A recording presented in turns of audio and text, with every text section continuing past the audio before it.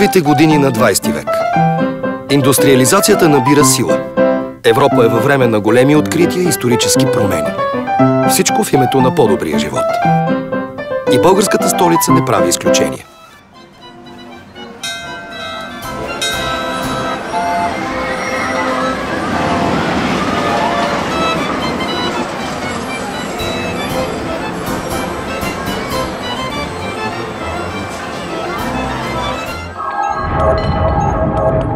През 1901 година в София тръгва първия трамвай.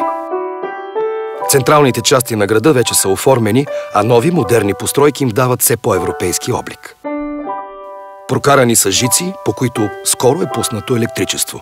А първенците на града вече имат и телефонни постове.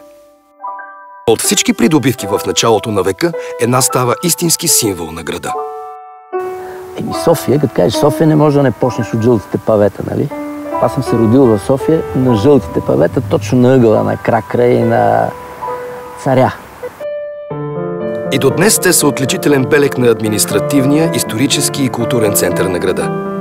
Запечатали под себе си останките на древна цивилизация, преживели бомбардировки и паради, за да се превърнат сами в подредени късове истории.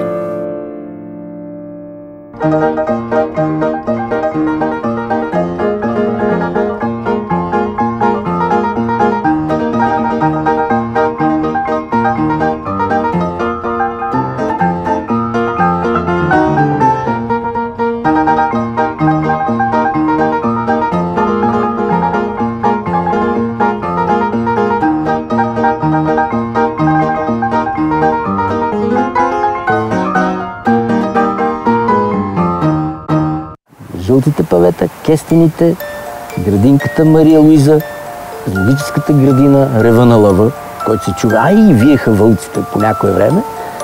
Така, това са най-първите спомени от София. Според легендата, жълтите павета са подарък от австро-унгарските владетели по случай сватбата на цар Фердинанд и принцеса Елеонора. Истината е малко по-прозрачна и без звън на празнични камбани. Паветата наистина са внос от Австро-Унгария, но не по случай светско събитие, а по инициатива на тогавашния кмет на София Мартин Тодоров. Пак по негова идея с тях е заслана цялата сърцевина на града, около Народното събрание и катедралата Свети Александър Невски, сградата на БАН и Царския дворец до Народния театър. Колко ли са на брой? Може би и някой някога ще успее да ги преброи. Но това, което е по-важно, е тяхната впечатляваща здравина. Каква е тайната на тези малки глинени първоъгълничета, които крепят тежестта на историята и центъра на един град? Паветата се произвеждат от варовика мергел, известен в Унгария под името марга. Добиват го в мина край Будапеща. Изкопаният материал се стрива на прах, формува се и се изпича в специални пещи при температура от 1300 градуса. През 1907 година с тях са постлани първите 30 000 квадратни метра паваж.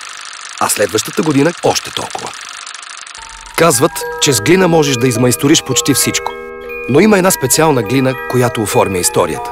Жълтите павета са като наредени страници от общата ни памет.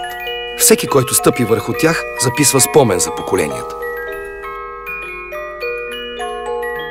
Последният от тези спомени беше една Коледа, 1948 година, вече съм бил на 5 години, когато в този огромен апартамент се събираше цялата фамилия, се направи една много голяма Коледа и след това всичко приключи, защото нас не изселиха.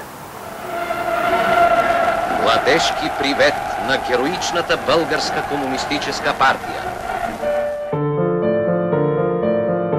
Паветата са устояли на всичко. В жълтият им гланц са се оглеждали възторжени манифестации и шествия. Радост и тъга. Върху тях топти и днес живият ритъм на София.